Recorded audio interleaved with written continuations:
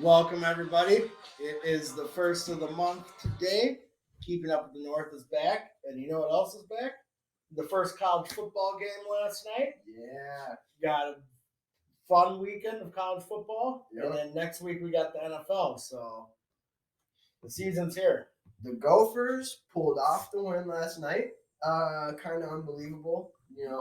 Fourth quarter, what was it, 5 minutes left? They were down 10. Yeah, I was done watching it. So they don't have any run game anymore now that Mo's gone. Yeah, and that's what they kept trying to press, too, was that run game. Yeah. So, that was pretty much non-existent. But Ethan, I don't know how to say his last name. That is a real tongue twister. I don't know if you're going to give it a whirl. Ethan? Yep. His name is Ethan Kalakamanis. Nope. He's 24 for 44.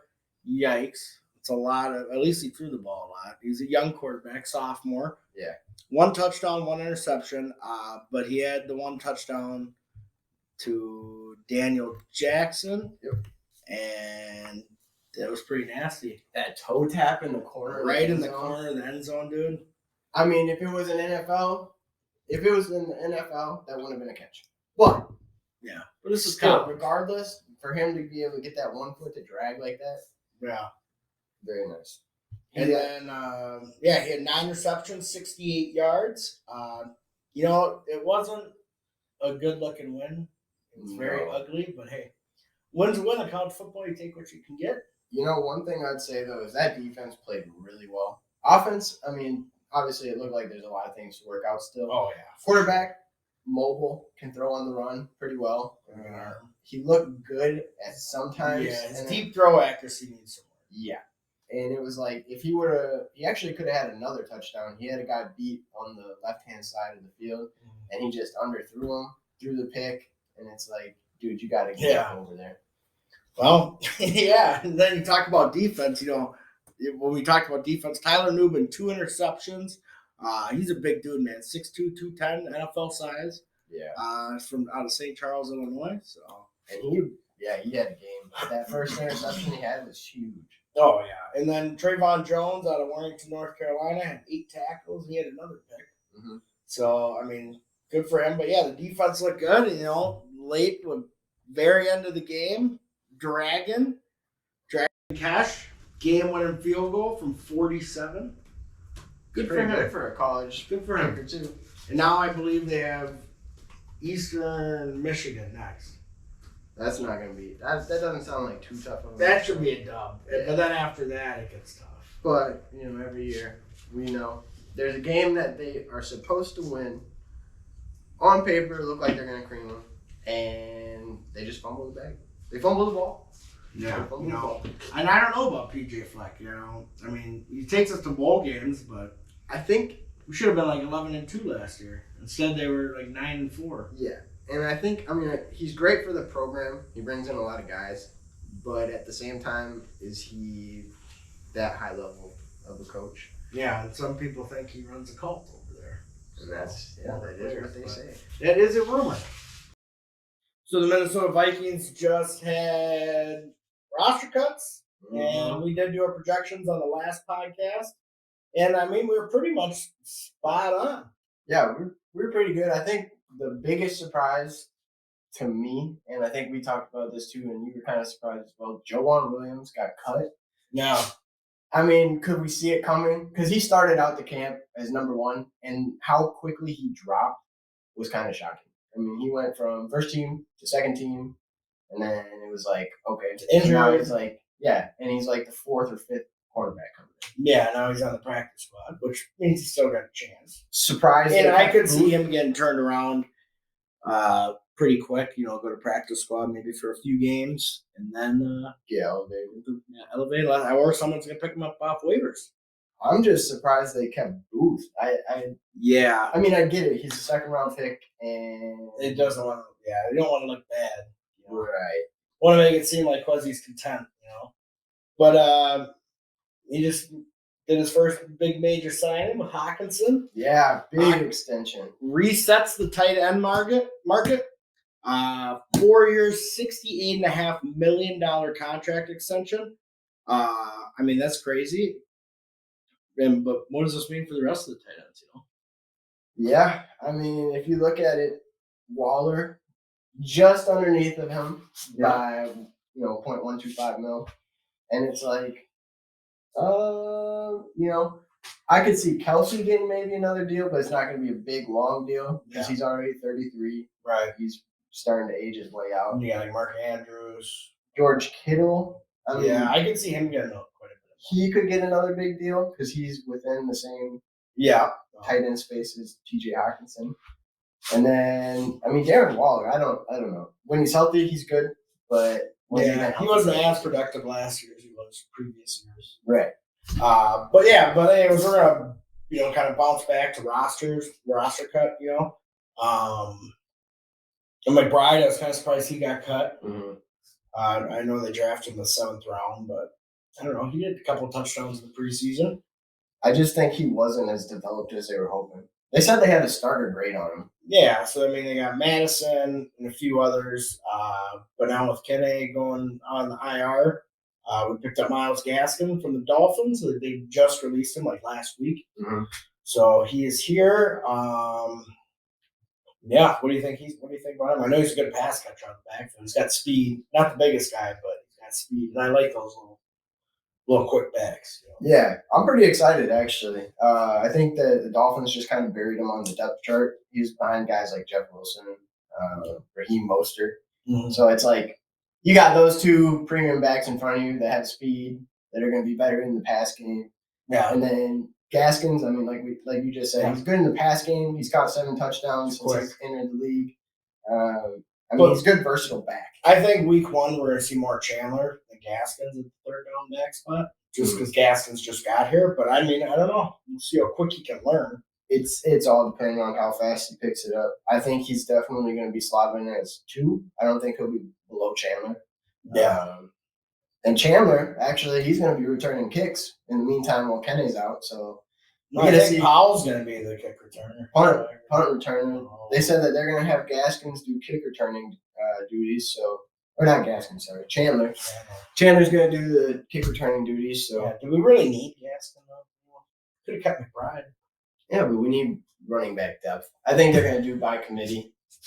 Truthfully, I don't think anybody's going to get a bell cow workhorse kind of. What if we would have signed Kareem Hunt?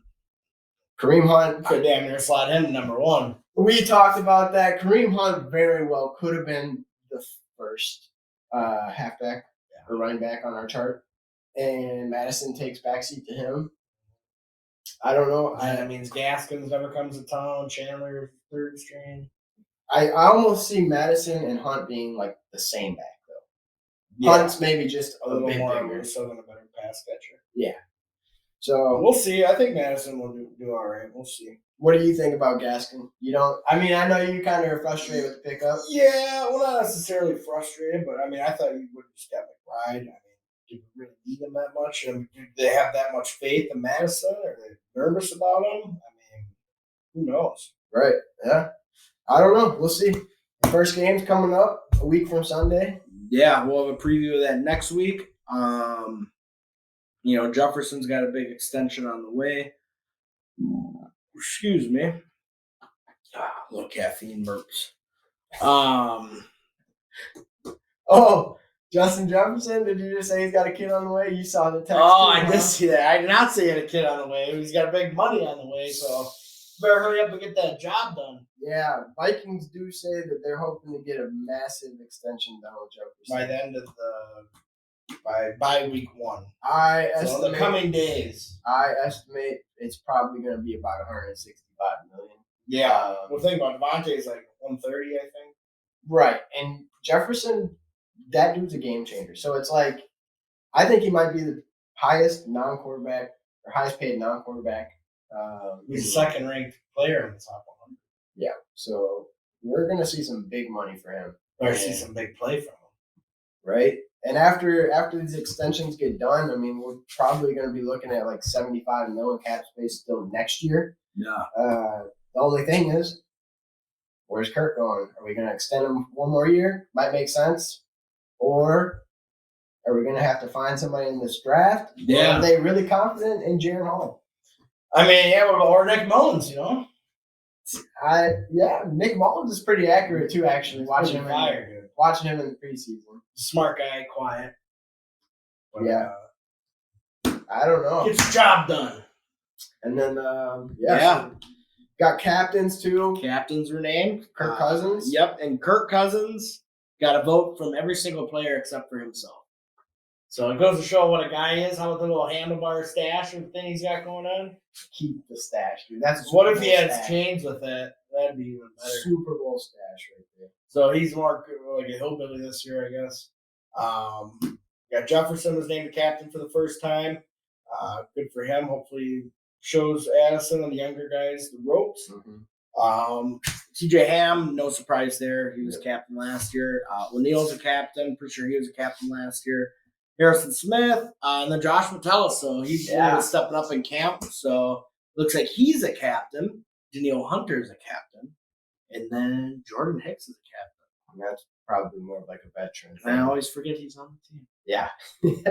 I think Osmo and Pace are pushing him for his job right now. So Pace is starting. So him and Hicks will be the starters. Yep. So what a steal for undrafted free agent. Undrafted guys that make the team.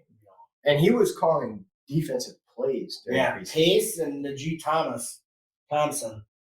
He was making big special team plays. So he took that last corner spot. So making those, you win the job in special teams, And the only thing is, look at our corner depth right now. I definitely think they got to add somebody. They're going to add somebody to the mix because we are pretty thin. I don't think Najee Thompson's not more so known as like a cornerback.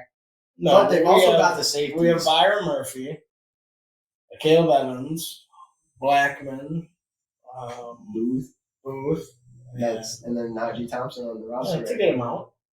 That's somebody most teams carry. Yeah, but we've got 6 safeties, and they talked about the versatility of the safeties. So I think we're going to see, like Quessy said, Bynum played cornerback in college, so he's going to be used to it. He can actually come down, play that maybe slot, or he could play outside. I'd probably prefer him in the slot, maybe. I'm excited to see what Hunter and Davenport can do on the edge. I think they're going to get some good pressure. So we will see, but we'll preview the next game or the game next week. And then we got some UFC fights coming up. We have Israel Adesanya and Sean Strickland's next big card coming up. This weekend you got Sergio Spivak and Cyril Gane, so that should be a good fight too. Yeah. But other than that, you got Adesanya and Strickland. Taking Adesanya, Tai Tuivasa. He's going to do a shoey after he knocks out Alexander Volkov. Then you got Manuel Cape taking on Felipe Dos Santos, and then Cape will win that fight. I don't really hold much of these other guys. Carlos Ulberg, Adesanya's teammates, fighting Dawan Chung. This next weekend? Next weekend.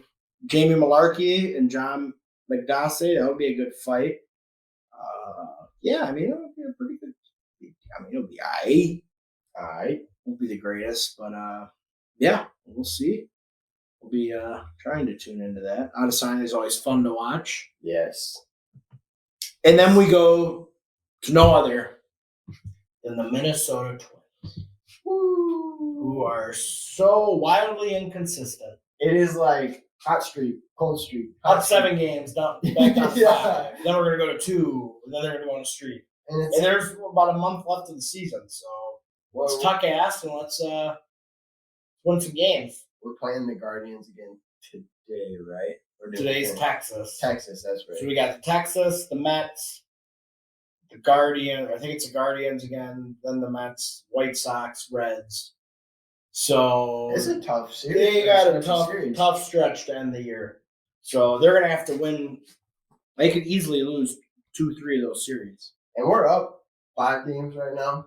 Yeah, so we're comfortable, but it depends. We got the Rangers tonight in Texas, so and Paddock coming back. Yep. By postseason, if we make it, I'm not gonna lie. I think our bullpen for postseason might look pretty good. I don't know. They could have done what the Guardians did, picked up on all those guys. The Angels waived. I don't understand why the Angels dropped or waived those guys. Yeah. Like they're pretty talented. I get it; they're not making it anywhere, so maybe they're trying to give them a chance to go find a team that's going to be making it far into the postseason. But yeah, still, I mean, like you see Hunter Renfroe, we could have benefited from that. We need some outfield depth still there. We could get him, but do the Twins make a move? I don't know. They're pretty tight-fisted. They didn't make any moves at the trade deadline. Nope. So they didn't make any moves at the trade deadline, and the other teams got worse. But now the Guardians picked all them guys up, so maybe they'll. And they got Lucas Giolito, and he's beat the Twins twice this year. So yeah. Buxton making his return too. He's doing a rehab stint. Playing some center field, so he might be back at center. I hope that we finally will play him in the outfield because it's been all year he hasn't played one single time in center field. Yeah, hopefully he does. And then, look at the bats have actually been not too bad lately. Kepler's got 21 rips, 50 ribbies, leads the team in home runs, and Correa leads the team in RBIs. He hasn't really been doing jack shit. But how about that younger core, man? Gallo's like this home runner strikeout. You got Warner, Royce Lewis at back-to-back games with grand slams. Julian. I mean, Kirilloff. Dude, the list goes down and on and on. We have a bright future here. Jeffers, too. Jeffers is solid. I'm pretty excited to see. Jeffers is batting 271, bro. Yeah.